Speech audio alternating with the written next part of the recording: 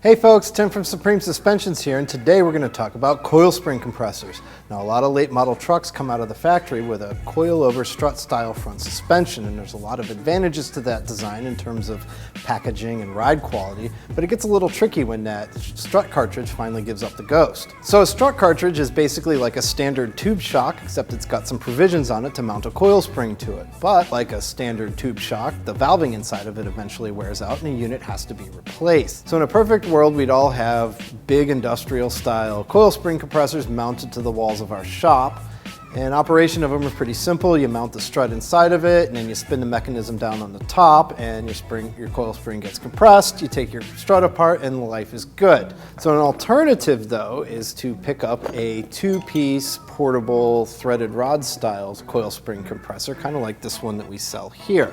To use them, you install the two pieces on opposite sides of the coil spring, and if there's some safety catches involved, you want to make sure that they're hooked on there as well.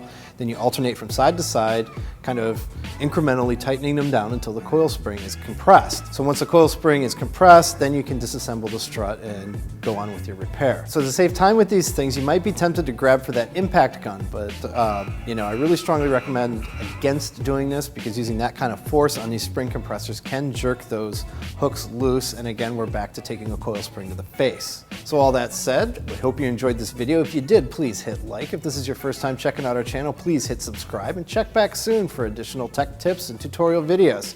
Thanks for watching and have a great rest of your day.